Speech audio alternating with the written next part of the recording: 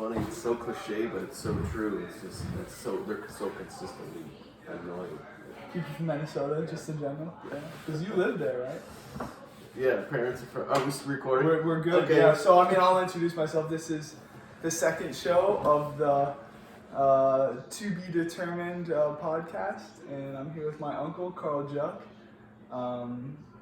We've known each other for such a long time, and we've always had such in-depth conversations. More lately, of course. Sure. And I think it would be appropriate to, have this in order for both of us to look back on, let's say 10 years from now. Right. I think it'd be pretty cool to be like, this is what we were doing, this is what we were talking about right now. 2022. Yep. This is kind of not only what our perspectives were at this time, but like what we were going through and what we were dealing with, and spirit of the time. Yeah, and maybe we'll be able to appreciate it a little bit more from a different level. Right. Or be embarrassed by it, or that was too. part of my Sure. ascension or steps in the whatever direction. Whatever it may be, yeah. So you went to the University of Illinois. Yep. Yeah. Grew up in Champaign. Grew up in Champaign. And almost didn't have a choice. Like, didn't even think about going anywhere. I was kind of, Sure. Got accepted in another school, but it was easy. Was that influential because my grandfather, his father, was a professor at the University of Illinois, and a relatively successful one, professor. Yeah, I mean, he right? was, well known in his circle, right? Sure. Actually, internationally circle, but for me, it was, I didn't know University of Colorado existed, or or even University of Michigan or Southern California. If I'd have known that, I would have, because I was always thinking of getting out of Champaign. Like, since I was probably 10 years old, I was just interesting. I outgrew it so quickly, and I just said that there's way more. And I think one, I have that in me. Do you know what I mean? Yeah. That the desire bug. to I mean, not just found house, totally changed my life, and fully send Germany or something for a year, and I don't know what I would do there. It tends to revolve around tennis, but grind on the Spanish clay, or go to Germany with there's a few people I know there, that are, one is trying to become a professional tennis player, the other one's a girl who is also trying to become a professional tennis player, and so just going around, and one, it takes a lot of money.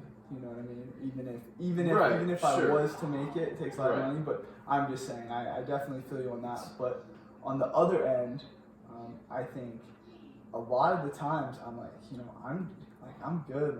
I'm kind of that homebody, and I don't really like to travel. And I mean, definitely when I was at least in high school until 18, 19, I was always I want to stay here for a long time, and it's slowly getting to that point in which it's it might erupt, and you have to. I remember you saying that even back then.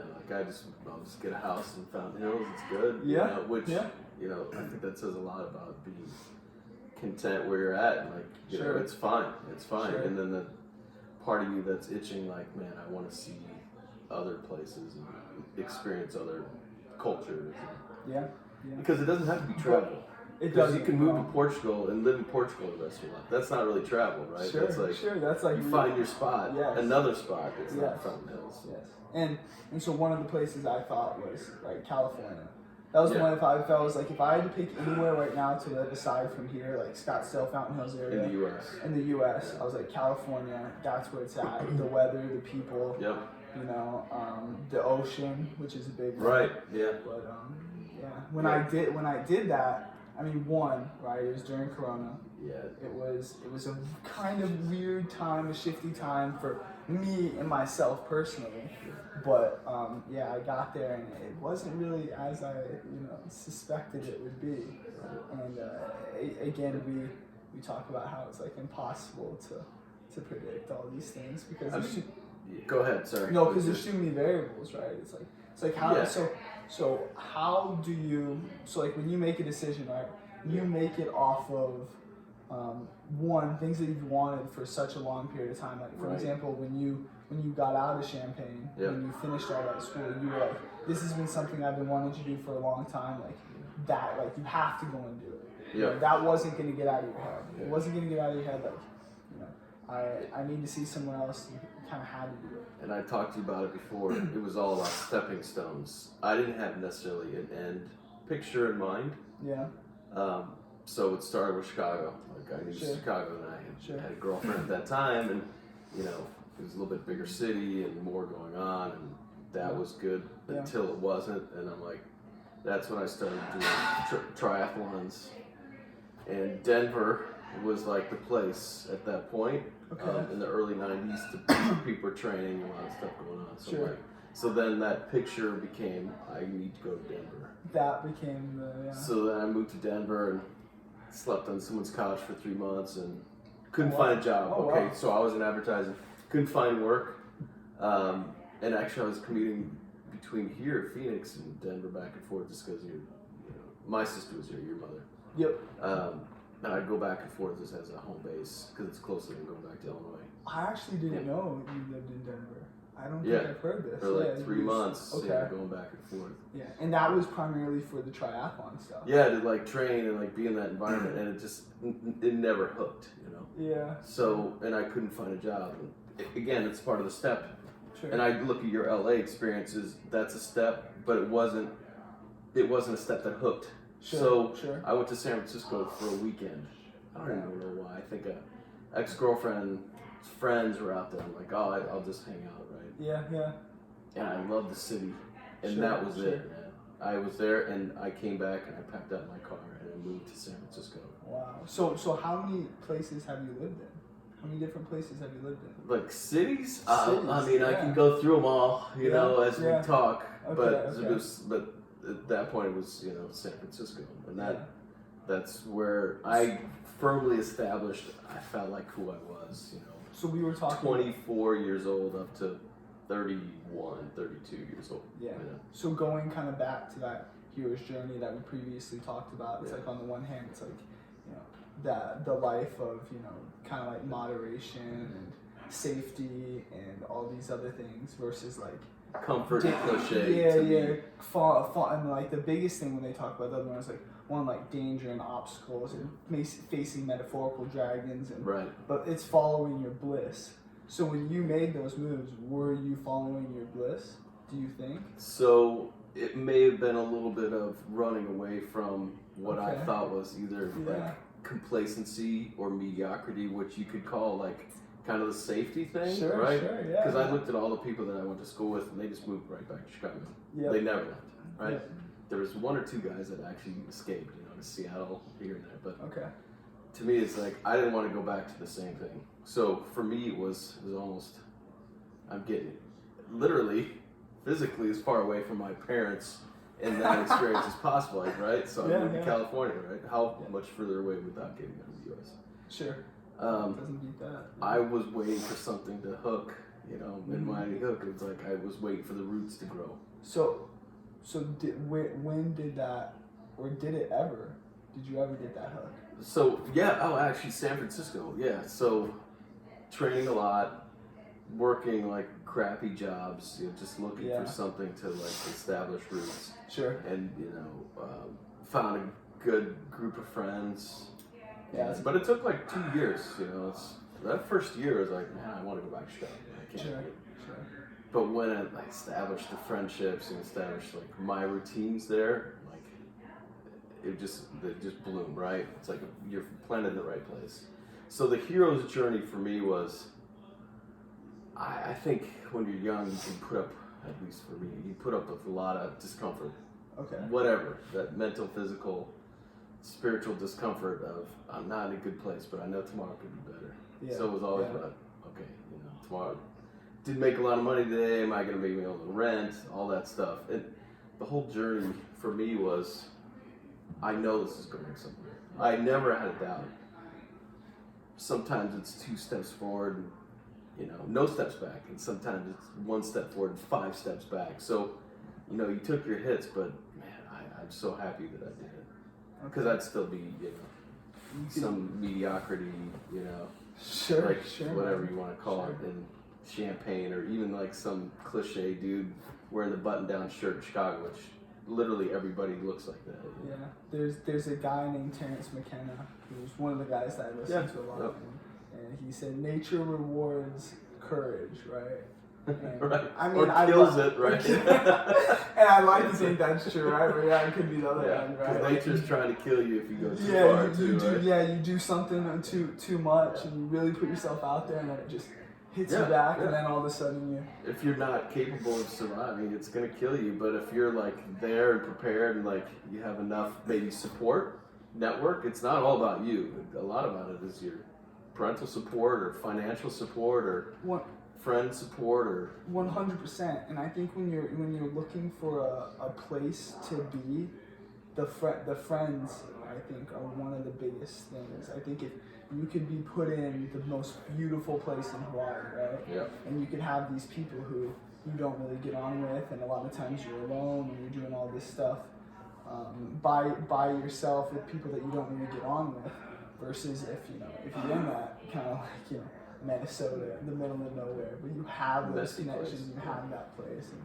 I do think a lot of the people who tend to go towards places maybe like Hawaii or California do tend to be a specific type of person. Sure. And the person that does kind of just like I would never say is settling, because I don't think that's the case. But the person that decides like, no, I am gonna stay where I in maybe like Minnesota right now, like this is cold, this is it, but like this is just how it is, I think that is a specific vibe. And it's sometimes that whole Americana like survivalism, or I'm pushing the boundaries, and I'm someone who's independent and and strong, but independent and strong doesn't necessarily make you happy, right? Oh, no. Just like you have this persona of I'm an explorer, and like you said, I'm gonna go live in Montana all by myself and like screw everybody else, but you're desperately unhappy. Why would you do that to you? You probably wish you would have went to you could live in the hood and have all your friends, and it'd still be in the hood. But so let me explain, like in Brazil.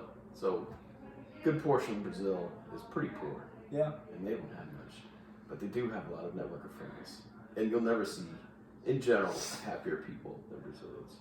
Interesting. And I'm talking about the ones that don't have much. Like the people don't have fridges, and there's still electricity off the street because they can, and they don't. They can't pay for it. But I think that's a perspective. It is that, right? And so that's like a good sign for the world, because when you look at the world, like we're in the top like 0.1% right now in Fountain Hills, Arizona, with our jobs relative to the United States is relatively small, but there's still third world countries out there that are like trying to just get food and get by. Yeah. You know what I mean? And so that's kind of good news, because if you did rationalize happiness through money and power and material, gain, then I think that would mean that the vast majority of the world is unhappy. And that's an American delusion, right? Right.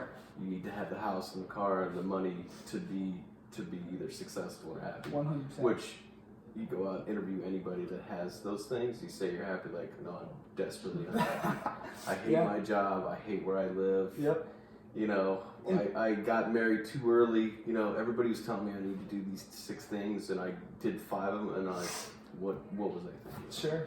Because everybody, the idea is get on the treadmill early, right? Which is either cultural or historical, or even faith-based, right? You got to get married in order to have whatever relations with them. It's something conditioned in our mind, right? Yeah. And so I think we do need to decondition ourselves from that, and realize the meaning of life isn't to get the highest paying job. The meaning of life isn't to be the biggest, the strongest, and the baddest with all the control, right? I think we need to learn that letting go is okay, and even not to get deep into insecurity and stuff, but feeling vulnerable, all these things are definitely okay to feel, because vulnerability, man, that is a superpower. That is such an understated superpower.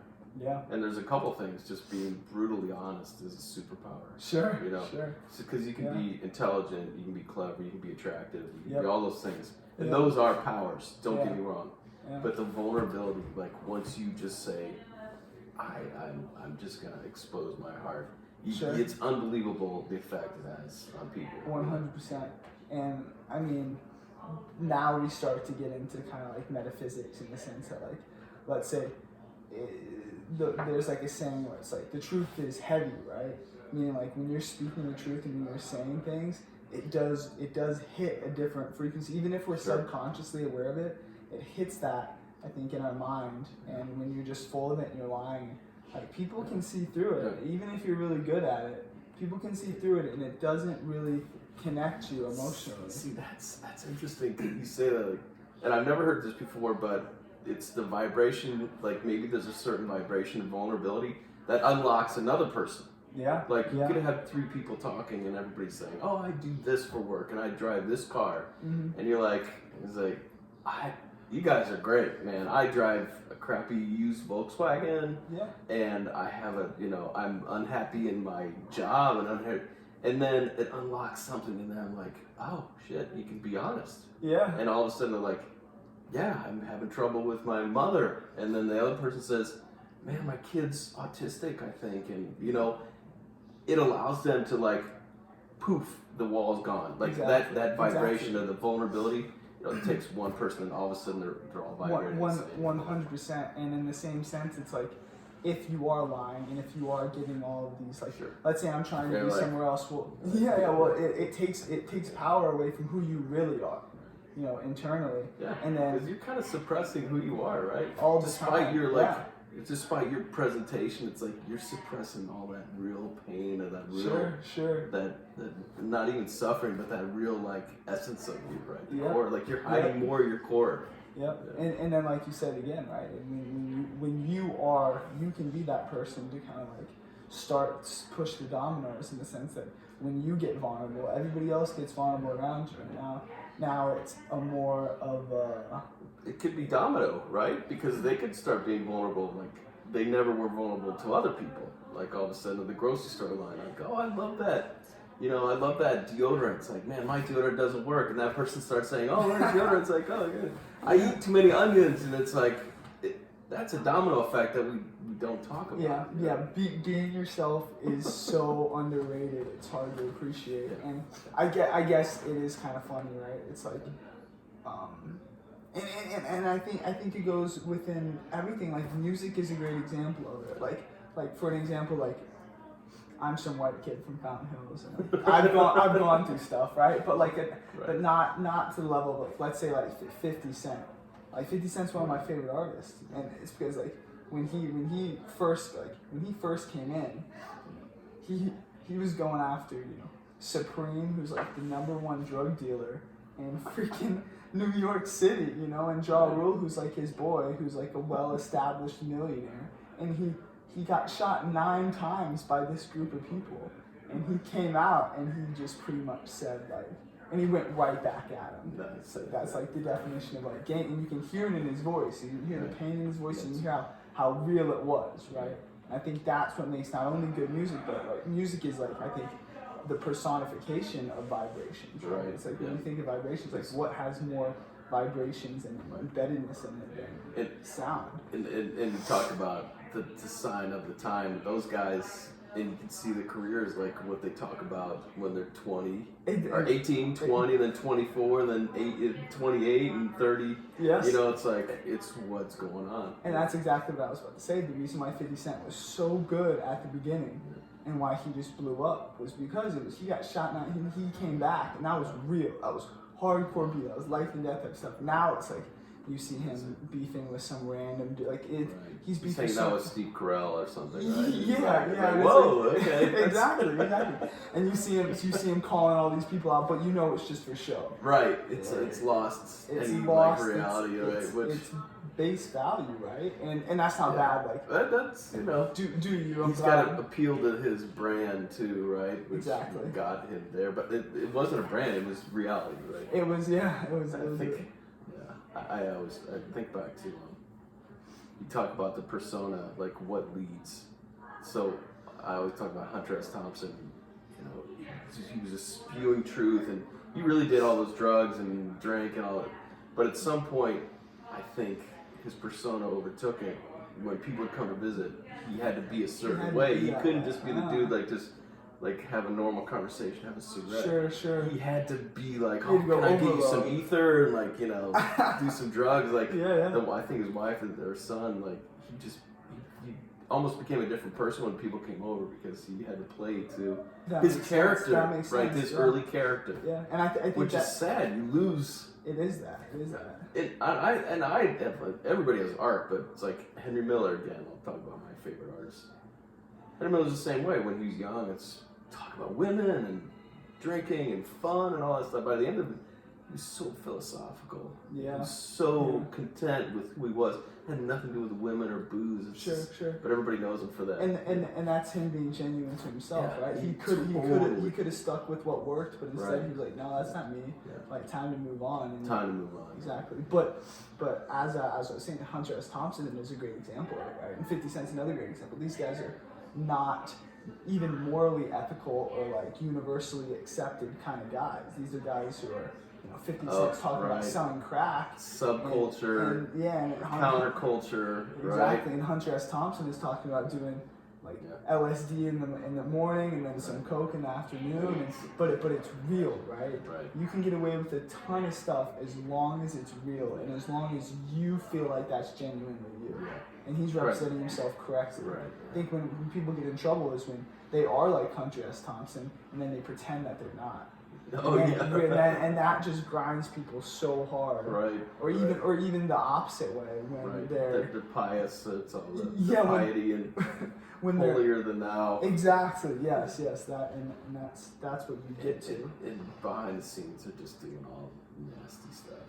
Yeah. Anyway. Yep. But so San Francisco. Where after this? So met my wife there. Then. We moved down to LA. We're in LA for like 7 years. Okay. And then. And how old are you at this point? So got married in like '99, so I was 32. 32. Okay. So we moved to LA probably 2001, a couple years after that. And how old is Dave, by the way? She's 5 years. Is she younger than you? Sorry. Yeah, she's 49. Okay. I probably shouldn't say that. No, sorry. That's I don't want to say like how old exactly is she younger? So 6 years younger. Yeah. And you met her. She wasn't in college. She just got out of college. No, she was going. She was arriving to go to Berkeley. I met her at the airport, San Francisco airport. Yeah, I remember this. Okay. Yeah. So then LA for like 7 years and both working whatever jobs. Yeah. And then we got we had a house and we were just not making enough money to keep up the payment. We're like, we gotta move somewhere else. Sure. Like Cause I don't know how it was. Giving away house mortgages back then, and so Yeah. the payments started to go up. And that's the reality. We're like, let's move somewhere cheaper. Sure. No. And so you met her at the airport. One, I think it's hard to appreciate how many things had to go right in order for you to get to that point in time. Yeah. And one day could have missed. Did I tell you that story? I'll tell it to you. You did. You can tell it to me again for the sake of telling it to me. But Right. I guess before you tell it, do you think that this is fate, or do you think that this is meant to love? be? Yeah, totally. Yeah, it had to happen. Yeah. Kind of thing. Yeah. Because I think she claims that she could never be married to anybody but me. Yeah. And I probably couldn't be with anybody.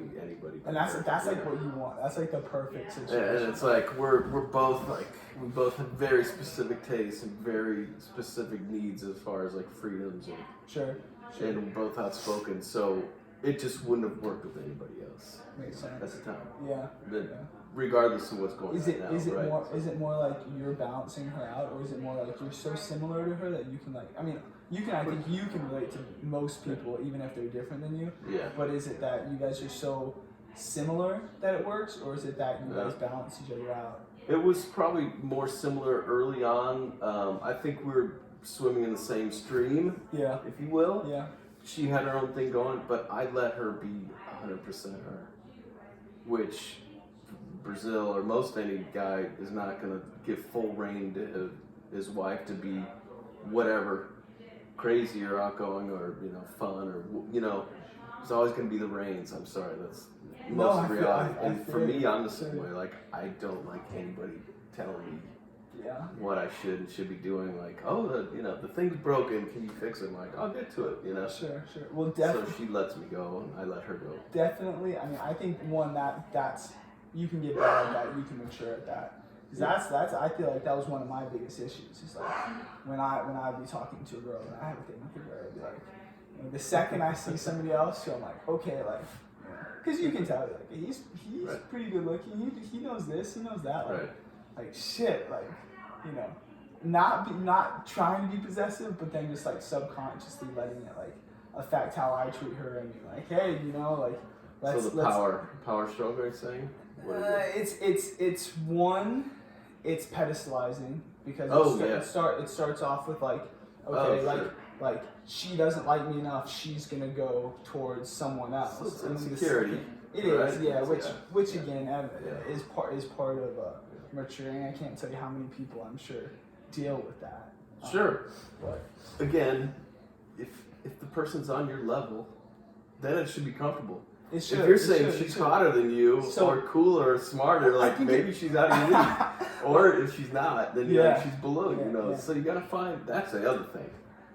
Socioeconomic. She came from a very similar background. Where her Sure. dad was like an aeronautical engineer for the Brazilian government. Okay. Which, like, my dad was a professor. Right. Well regarded, right? And her mom was just kind of like regular lady. Yeah. Like, Yeah. just, I'm not gonna say, but it's like totally normal. Like, Sure. Actually, not Which is totally totally normal. fine, which is I'm totally just saying, fine. like, Yeah.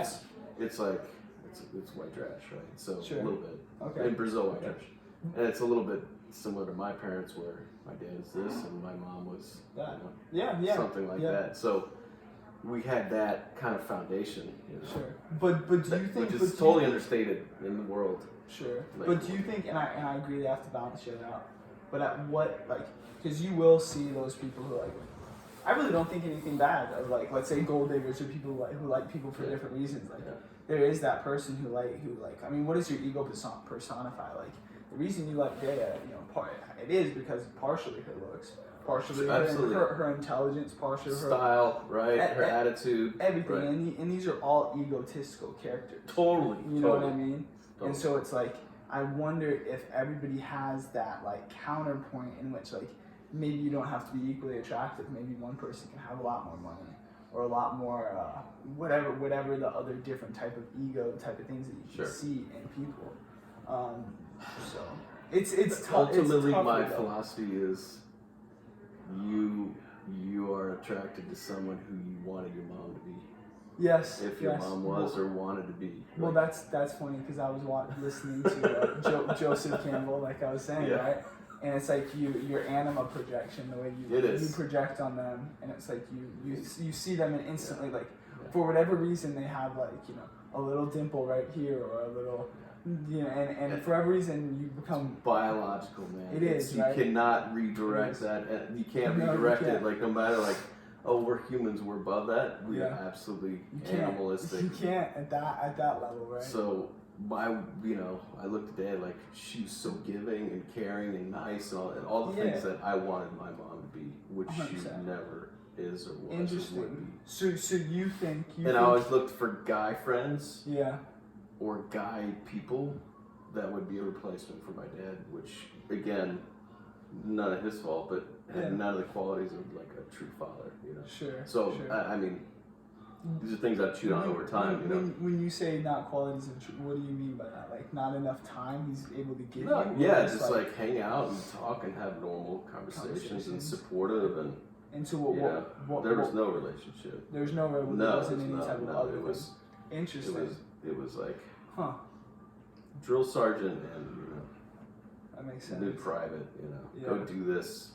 Anyway, so didn't want to derail, but no, I it's like I hate to say it's like that's this is the truth. It is what it is, man. Yeah, there's hard struggles in the world, and unfortunately, some people don't get to experience that. But I would hope that somewhere else to balance it out, and maybe because of the early struggles that you have, you've been able to positively project that on, you know, William and Tiago, and understand what has happened with in the past with you.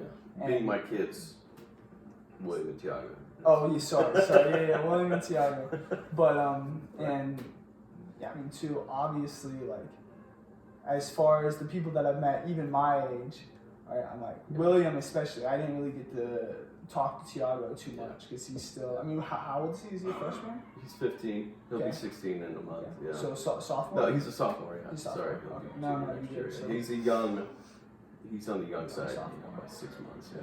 But and not so I'm gonna go back there real quick. But yeah. One, it's hard, like you said, right? It's like if you're pedestalizing people, the question is why.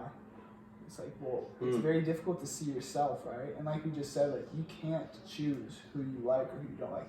There's this great girl. There's this great girl who, I mean, religiously she was very. She was Mormon, but she wasn't like the classical Mormon. A lot of Mormons, and this isn't me hating on Mormons by no means, but it's like a lot of times they're very closed off people, and they struggle. And I think sometimes religion is negative in the sense when it struggles to allow other people to see other different perspectives and pedestalize yourself from other people morally. So what do they struggle in what? In looking outside what they perceive as being, or what? In it's I wouldn't go as far as say brainwashed, but I would say like if you're part of this Mormon church, the LDS church, right? Yeah. It's like you've been taught a strict moral and ethical code that is very difficult to follow, right? It's like no coffee, no drugs, no this, no that, no sex. It's like the vast majority of people failed with this. Yeah, because it's denying every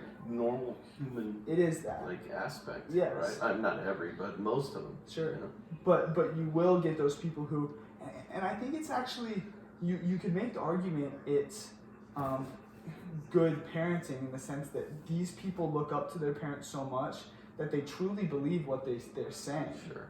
And they want to, you know, impress their parents, and they see their parents living ideally a happy life, and so they think, okay, well, if my parents are happy and they're not doing all these things, and you know, I better do this, and that's going to make me happy. And so a lot of times when you get into these strict cultures that are really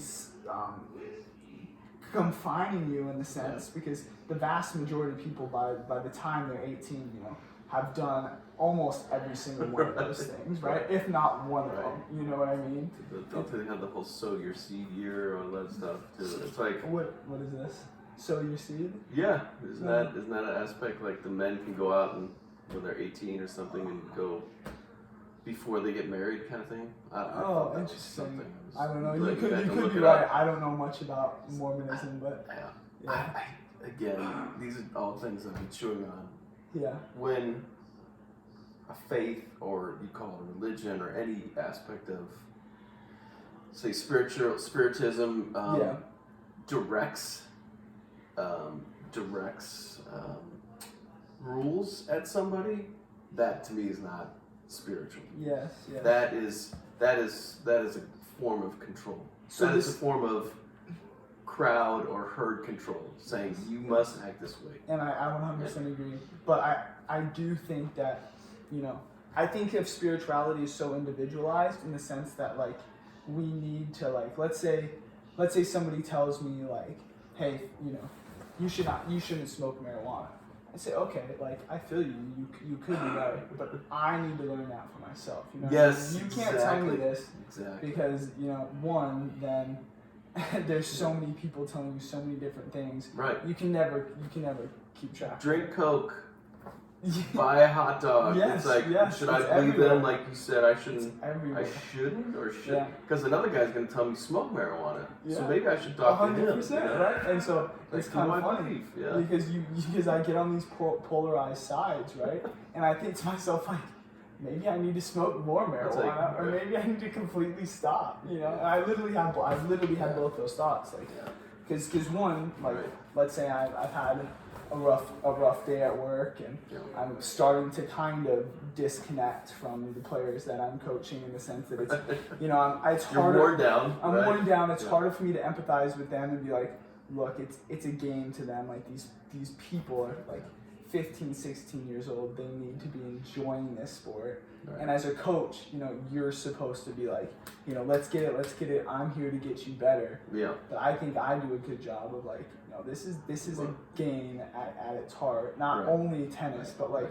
life in general. Right. You're not improving the world by playing. I'm not saying you. I'm saying they're not improving the world in one iota. In general, they're actually, it's self-aggrandizement. It's like, I'm going to become better, so people are going to watch me. Well, and then again, like I'm in no way, shape, or form saying anything negative about tennis coaches, because one, I am one, and a lot of my friends and the people I get on with are tennis coaches. You've been around tennis coaches for 20 years, right? All my life, right? And so it is like, an argument would be like, well, you could make this girl, but like, let's say I go out there and I decide to take the serious mindset instead of the playful mindset, in the sense of like, you don't want to try? Like, sure, let's hit balls up in the air for 30 minutes and talk shit. You know what I mean? Because at some level, it's not far off from that with some of these people I coach. Like when their attention span goes, like, you're never gonna catch me raising my voice, almost without exception. And you can see it.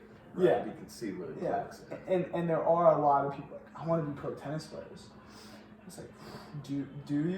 Do you know what that means? Like I barely know what it means, and like that's saying something. Yeah. And so anyway. That's back to pedestalizing, right? Like 100%. Pro tennis player is the most coolest person in the world. Yes. And you go look at any pro tennis player, and they're like, I'm miserable. And it's like I've grinded for 25 years, and I'm just barely in the top 100. I'm making $48,000 a year. I travel, 50 weeks a year. I have no relationships. It is a hard. My body is falling apart. It's a hard life. Yes, it's a hard life. And that's the top 100. How about the guy that's 1,000? Like you're losing money, but you're doing all the same things that Novak and Federer are doing. Yeah, it's just Novak and Federer when they were 10 years old. Forget it, 6 years old. They were going out there 4 hours a day, and they were ripping balls. You look at Dow. You have to be OCD. You have to be able to do something and turn your mind off and do it over and over again to almost the exact same millimeter. And that's why Nadal's so good. Yep. He's a machine, and Federer's a machine. And even when he used to be, when he's at home, he goes and sleeps in a hotel room because that was his routine. Yep. I mean, you gotta be OCD. Yep. And one, not only do you have to be OCD, but your environment and you mentally must be so specific. Like Rafa's a great example. His 400 in the world was his uncle, and his uncle, by the time he's 12, he's having him hit with people who are better than anyone in Arizona at this moment in time. Right, multiple of them a day at 12 years old. He switched him from right hand to left hand. It's great, right? Nadal's right-handed. They switch him to left hand because that's an advantage. Right? Sure. And so then again, like, when someone comes up to me and says, we want to, and I think miracles are possible. I truly believe. I'm like, you want to do it? You really want to do it? Okay, I believe life is going to give you that opportunity. I really do. But do I believe that you want it? I don't. Well, you may want it. You may not want it after you get it. Yeah, that's the thing. Right? After you're like, it's a curse. Yes. You may think you want it, but like, when you're properly in there, do you actually want it? And I'd like to think something else knows more than that. Like, it sees what would happen if, let's say, X player gets to this level. It's like, okay, well, they're actually not as happy as they thought they were. What better lesson to get exactly what you want and realize, shit, that is not what I want. There's how many songs have been like that? Like, I want this girl so badly, and the second you get her, you're looking over her shoulder for something else. It's like very valuable statement that I think is worth repeating. Which was there's no better lesson, right, than getting exactly what you want and realizing you didn't want it. That's a great saying. But then again, like, going back to my thing, should I take what I do serious or should I not take what I do serious? And not only just in tennis, but in life in general. Like Alan Watts, again, I always quote him, but he says, I think that he named one of these, like, there's a lot of philosophical questions, but I think one of the most important is like, is this serious? Is the universe serious? And I don't, and I think everybody, right? Is this serious or should it be taken seriously, or is it just a dark comedy, right? Yep. And And so anyway, I think it's not serious is basically what I'm saying, and I'm trying to decondition myself to truly believe in that. And there's a couple things, you get philosophical, but I think it's all been played out. Yep. We're just characters in the play that's already been written. I think it might have been watched, but it's like we turn the page and the next page has already been written. Sure, like we think we're doing all this stuff, the next page is blank. No, the next page is already written. Yeah. The other thing I think, okay, getting back to your what should I be doing now? I'm firmly, because I saw some friends recently and everybody kind of talked about what they do, right? Yeah. And I said, when I'm drinking, I'm the best fucking drinker. When I'm talking, I'm into talking. Yes. When I'm writing, I'm the best writer. When I'm eating, I'm a gourmet. Like when you're doing it, just be fully in the moment. Yeah. Stop worrying about it. It's sometimes I work for a healthcare tech, and sometimes I'm a father, and sometimes I'm a husband. But I'm not all these things all the time. I'm not, when I'm having a drink, I'm not a father. No, I'm fully engaged in like the feeling of that alcohol, or like you said, marijuana. Be fully engaged with what you're doing. Yep, and I definitely agree with that. And I think Alan Watts says that, but I think a lot of like those I wouldn't say but those people who there is some level of like, oh, I can tell this guy's experienced something. That's what other people might think of it as enlightenment or divine knowledge or intellect, whatever you might say. And I think a lot of those people have thought all those things through, like just like we have, like, what do I want? How do I want it? How am I going to get it? Do I really want this? And then they realized, I think the best method of doing things is, for me, the best method of doing things is exactly what you said, is fully engaging in the moment and being the best at what you're doing right now. Exactly. Even though above you knows, like, okay, this isn't really that serious, and no matter what happens, even if I decided not to be fully engaged, it doesn't matter. It's like the you can't try, and you can't try not to try, because trying not to try would still be trying. Right. And so it's like you just do it. Yeah. And that's another really good. And that took me a long time. Yeah. See, you and my son, you guys are going to get there way earlier, because you started way earlier. Yeah. And I started writing probably when I was 20, 21, and I remember writing something about trying to attain spiritual purity, and that was something where I'm like, that was just scratching on the surface, but I got distracted and diverted. Mm-hmm. But you guys are going way deeper earlier, which to me is such a good progression. Well, but I had my path, and again, it's not about age. My path, I needed to go through all that stuff. Yeah. And I probably have 25 more years to get to the place where I'm, I would love to be there now, but you're there early. William's there much early, It's like I'm happy for you guys, because, or maybe sad, because at some point you're gonna be so bored with life, like life is just as it happens, it unfolds and unfolds and unfolds, and no matter what you try to do or aspire to, it's just gonna keep unfolding. Keep going, and it's that next page is written, man. Yeah. I hate to say and not only is it unfolding, it's starting to unfold quicker and quicker and quicker. Yeah. Meaning, like you can definitely appreciate this. Like, where was technology when you were 15 years old? When you were Tiago's age, what was it? They just started coming out with the Commodore computers, which you could do barely anything right? Man. But I wanted it because I thought it was cool. Sure. Because so this goes back to my persona of what I wanted to be. So I watched a lot of James Bond movies when I was young. Like, man, that is the epitome. He is so cool, Bond. Right? Yeah, it's the women, the gadgets, the travel, the style, the drinking, and all that stuff. And I think my world has been step by step, like aspiring to that. Like, someone who's like pretty slick, pretty cool, but he gets the ladies. Yep. He can drink a liter of vodka and like be fine, right? Which is all a lie, right? It's all a big lie. You can't do it. You can't. That's not reality. But And I think we all have those things, right? Like for me, like I can see, like, obviously I think it does start with people you're close. Like James Bond is a good one, but like even deeper, it could be like, you know, your father, your sibling, like what did Right. your siblings do? And Sure, these yeah, people yeah, do, totally. and Teacher inspires, or someone across. It could be a priest, right? Could be Exactly. a spiritual leader, Yeah. right? Yeah. But then you do have like at the next level the people you start to see on TV, like I want to be like LeBron James, the greatest. Right.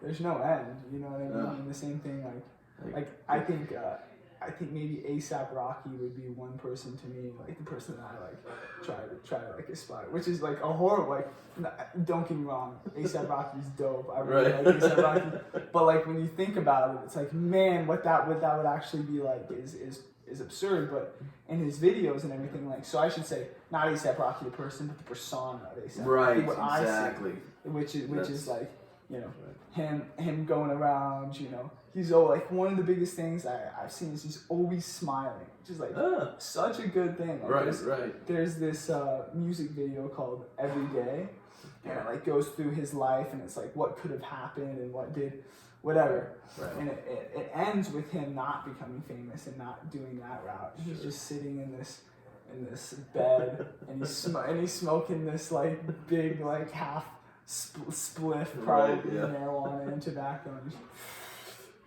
and then he lets it out, and his eyes are still closed, like he's just waking up, and then before he even opens his eyes, he just gives off this big cheeky smile. And that may be true. Yeah, he'd be smiling whether he's the quote unquote successful guy or the guy sitting back in his comfort chair, you know. And hopefully that's what he would have been doing, but like I think even if that's not what he should have been doing, that's something that we can learn from. It's like you gotta smile through all the bullshit. I think that's probably the saying. But even when you're not having bullshit, even when you're having fun, don't forget to exaggerate it, because it's proven that like when you smile, and when you do other, like it releases these happy hormones, and even if you're not, and one of my buddies, German guy, told me this. Psychologist told him to cover his mouth up in the match and just smile. Oh wow, yeah, and if maybe he's gonna smile, and it's like maybe even don't cover your mouth up. Maybe just smile. I was gonna talk about how things were so weird with COVID, with people wearing masks all the time. Yeah. I think people shut down so much because there's only so much facial expression you get from the eyes. So you go to the store and everybody's so focused on getting their thing. No one's talking, people grumpy, people are on edge. So I noticed the first day I went back to a grocery store, and I would say, you know, only a few people wearing masks.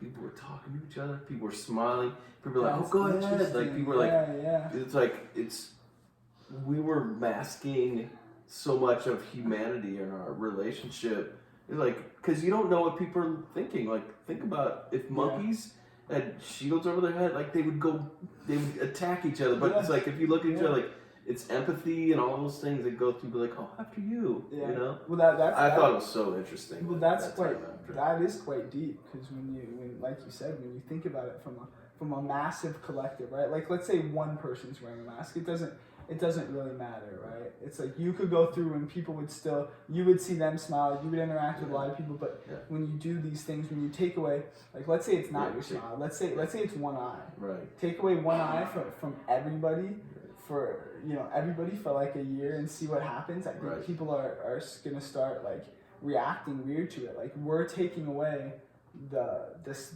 one of the ways we express ourselves and one of the ways that we show emotion, like you previously said, and what that does to your mind at a large level when everybody's doing it. Right. Imagine a skull cap.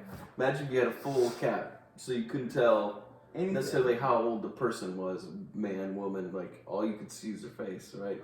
Like, imagine taking away hair, right? Like, it's just wearing a black cap, and you start looking at people like, there's no differentiation, right? Yeah. Because I look at a woman who's 65 different than I look at a woman who's 32. Oh, no doubt. You know, there's a deferential, like, oh, go ahead, you know. Yeah. Like, I think all that stuff we take for granted. You're a different person when you're with anybody, right? Like you and I, when we're having this conversation, I'm different than I am when I'm with, let's say if it was like a female here, then like a female I'm attracted to, and then a female I'm not attracted to, and or a female someone that, else like that's my 55, friend. right? Some other guy. Yeah, there's so many different layers right, to it. 100%. Because you're worried about that guy judging, right? Like yeah, a friend of your dad's, or like even if it's a used car salesman down the street or something like that, you'd be a different person, right? Yeah, and hopefully, you get to the point where you don't do that. You don't think to yourself like, I need to be a different person and I need to fit his box. Right. Instead of like because one, that takes power away from you. Like when and it makes for worse conversation, right? It's like that's why I think the authenticity, man. It's that key. It's huge. So it happened at where I was at the pool yesterday. You know, I actually did literally say that. These 3 women were talking about, oh, we did this and this, and your mom was there, and I'm like, I'm sorry, we're poor, you know, and everybody's like, calm down, everybody relax, and you know, we're not, but it's like, I was making a joke, like, you know, like, oh, you're talking fanny, you know, like, but it's just like, everybody's just like, oh, that's funny, right? It's like, it's funny. Everybody's heart can open up. Yeah, it's the weight kind of got lifted, and then they're like, "Oh, okay." Like, not everybody's trying to front. Yes, exactly. Yeah, when you get that's funny. You get into a situation where I'm in a place I can say that. Sure. Because I'm not, which actually is, you know, maybe that's a little bit wrong too, but I don't think I don't think that's wrong at all. I think that's one where you need to be, and I don't think anybody, like, because I've thought so deeply about ethics and morals. Like, I think that's one of the things that not only is ethical and moral, that you should be doing for yourself. And a lot of times those things that are ethically and morally responsible are things that are not only good for other people, but are good for yourself. But yeah, But I was manipulating. Because I can manipulate. Because I can, my key, like maybe I have a different key for different people. Like I know what's going to unlock people, you know. Yeah. And again, that's being the clever, or being attractive, or being authentic. It's like you know which key to use. It's more of like maybe it's not authentic. Yeah, you know, man. It's more of like the low key or the trickster vibe. Do you know what maybe, I mean? The person. Yeah, low key. Like who do you want me to be? Right. I'm sorry. Go ahead. No. I mean, low key is like a person who personifies the god of mischief, right? Which you would assume has an insane amount of knowledge. In order to be the god of mischief, what do you need? You need a ton of knowledge about other people, right? Because you're manipulating them. Right. You know the little leverage. You know the buttons, the 3 buttons to push. Everybody's got 3 buttons. It just sure. Know which one to push. It's like the Joker, right? It's like he knows exactly how to get what he wants, and he knows how to mess with people, and he knows how to make other people like him as well. And, I know. I know it's manipulation, but at the same time, I like messing with people because I like to break down the barriers. Yeah. You know, I don't want people to take themselves too seriously. Like sometimes I take myself super serious. Yeah. Other times, like I don't care, and that's just that's being in the moment. Like, man, I care about. I love messing with people because it just it makes. I want people to draw on themselves. Like, why are you reacting this way? Like, I want them to be a little bit introspective. Sure. It's horrible, but it's almost like a teacher, like, oh, is that how you're gonna do that? You know, it's like, didn't we talk about using the pen because of this? So you decide to use the pencil. Why? You tell me why. You know. Yeah. And the kid's like, well, because It's like, okay. Everybody else is using the pen, but I get it. But you're special. I don't know where I'm going with this, but like, I get it. You think you're special, but today we're gonna use pen, and I'll tell you why. You know? Yeah. But it's like. You calling people on their shit a little bit, and I've called myself on my own shit. Like I will completely expose all my bullshit. I'm not expecting anybody else to, but it's like I'm okay with being what the other people could not weak, but it's like I'm okay. It could be weak, but like I'm okay exposing my frailties. Sure. You know, like, but I'm at the point that I'm comfortable with that. And so. One, I'll ask you, I have my theory, but like, I think you're comfortable with that because one, you've thought out the possible scenarios as to, what will happen if I do all these different things and you try. Superpower, man. Being honest, it's superpower. Yeah. Can be, absolutely. And so how did you get to this point? Man, when you start looking at yourself and peeling back all those layers, it's ugly and it's raw and it's scary, and all those things you thought you were, you're not. Sure. And you look at yourself like, fuck, who am I? Yeah, and then you start put like Lego pieces, you start putting the pieces back together, like, oh, you know, like clean slate, like, okay, I am this person, like, oh, well, I'm not this, but I'm this. So you start putting the pieces back together, and all of a sudden, you're a real person. You're the real person. Yeah. You're the real person who you really are, and you're like, fuck, it's all. Never, it's like not as like super powerful or cool as you thought you were, but it's like you're so real. Yeah. You know. Well, who? So, if you had to define yourself, like who are you? Who are you? Who is Carl? Right? Yeah, right. That's the okay, $1 million that's question. That's $1 million right? question for the podcast. Yeah. I'm average Joe, man. No, that's I'm not average the answer. Joe. I'm like an average guy that I probably overanalyze everything. You want to know who I think you are? Hold on, let me finish and then you can talk. Okay. Probably, you know, a little bit brighter in ways than a lot of people. I'm not saying, you know, that I'm a little bit lazy, but I can get away with it. You know? Sure. I'm naturally talented, but it's never gone anywhere. You know. Yeah. Naturally I've talented never, in what specifically? like, I can get shit done quickly. Yeah. You know? Like I can look at a situation and figure it out pretty quick and say we need to do these three. That's why I'm a project manager, right? Yeah. So that's the kind of stuff And I can figure it out pretty quickly, and I don't have to think twice about it. Yeah. You know? And in the materialistic world, that's like, you know, what you need to do. Right, and that's why like I can get by with being lazy because I'm organized. You know, like I can get my work done, 8 hours of work done in 30 minutes or an hour, just because I know how to get the shit done, and then I do my own thing. Yep. Ultimately, I feel like I'm here for myself. You know, like I hate to say it, it's like everybody else is a side player in my Yes, yeah. It's like I think you know.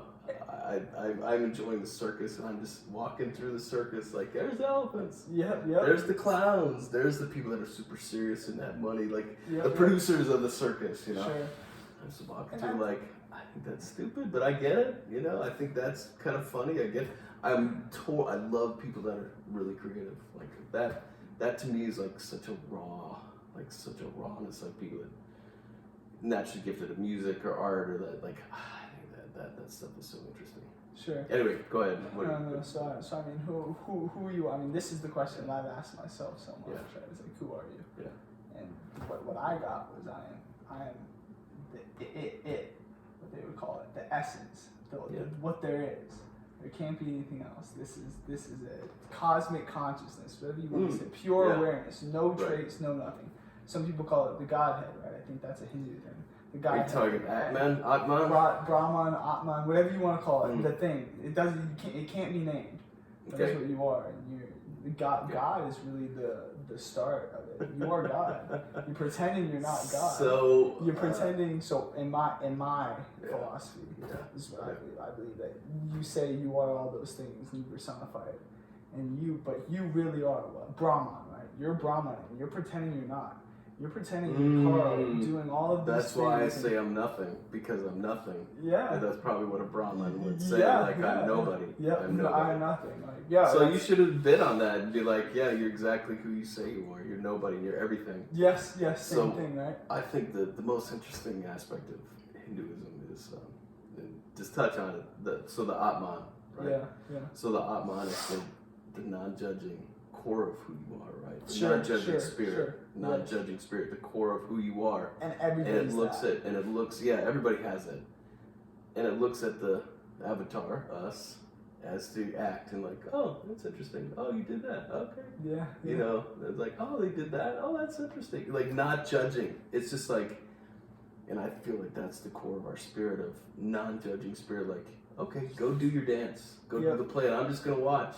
Yeah. You know, we're collecting all the data, but we're just, you know. Yeah. It's like after a play when the good guy and the bad guy come out, and it was a play the whole time. They were pretending that they hated each other. They were pretending that they're different, and they come out and they happen to be the same people. Exactly. And you're like, oh, wait a minute, and they're pointing at each other, and it's like, it was all you. Right. It's all you from the beginning. So, and I think that's, I mean, one, you don't want to spoil the surprise.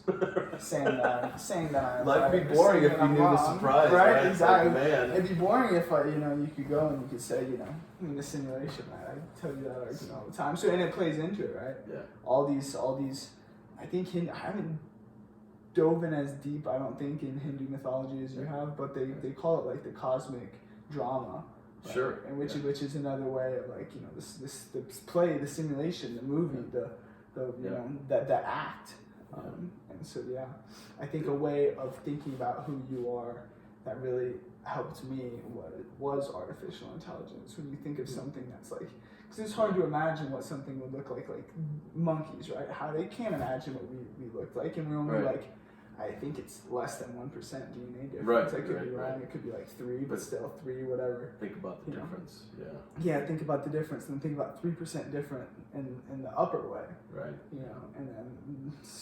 And then you think about artificial intelligence, which we can put all of this massive amount of power, this solar energy into it to running something that's working at billions of times, probably trillions of times faster than our mind is doing it, and can do 1 year's of work in a second, and then we could build millions of these. And it's like that's the way I think of what God would be like. It would have almost unlimited computing power. Right. Like imagine how vivid are our dreams, right? We talked about this. It's like we have dreams in which we properly feel like we're there. We can feel things, we can but we don't have enough power, right, to fully embrace it as we do the wattage, right now. Right, yes. But imagine a mind that has that wattage and that ability. It would be able to pretty much simulate almost any experience that it wanted.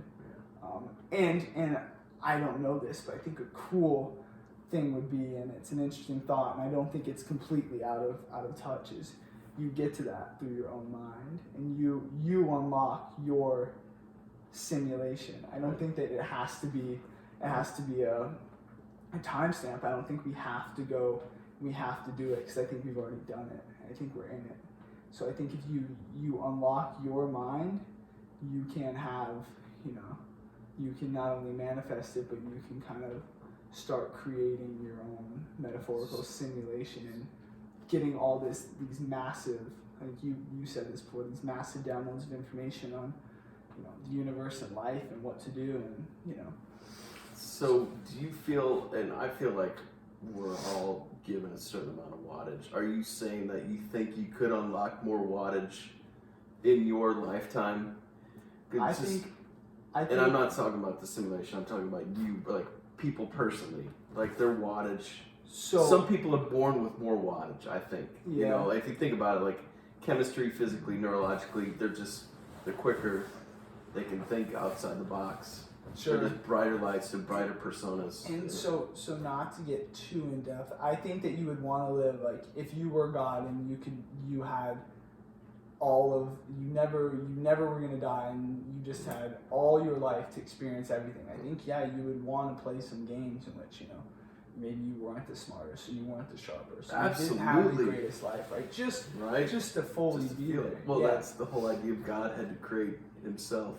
Sure. Just to experience what it was like to be him, right?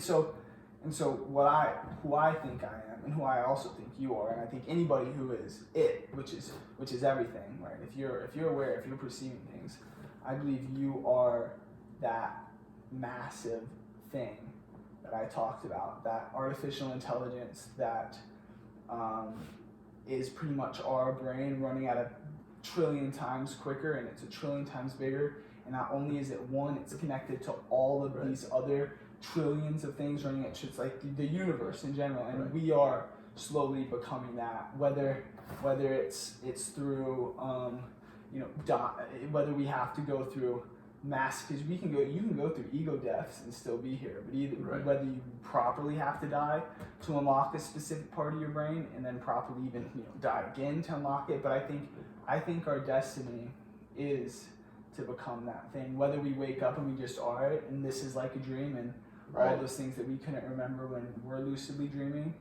we're like, holy crap, or whether it is us living this life that we think we're living in, unlocking specific parts of our brains through different types of chemicals like psychedelics and spirituality and all these different things, and getting all this knowledge, and then perhaps even, you know, connecting our brains to like what Elon Musk talks about with Neuralink, and doing it that way. But I think that we are just discovering who we already were. I think we were that. Yeah. We decided to go back and rediscover ourselves. It takes people a lifetime to rediscover who they were. Right? 100%. Yeah. Who knows how long it would take, right? In the people that, you know, the spirits that are blessed or whatever, they understand early on, then they become these, you know, the gurus, right? Say they're enlightened so early, and it's like, and for them it's just like, then it's like, it's them flipping the switches on the people around them. Sure. Isn't there like a bunch of different type of like Buddhists or Buddhas? There's like one Buddha who goes out into the wilderness, becomes the Buddha, and has like a thought of it as to be greater achievement, and he actually stays out there. And then there's one who becomes the Buddha by coming back into the to the environment, and he doesn't tell anybody he's the Buddha, and he just goes on his life just absolutely without ever talking about it. And then there's another one who comes back in, becomes the Buddha, and teaches it. Is the teacher, and that's his yoga or his doing.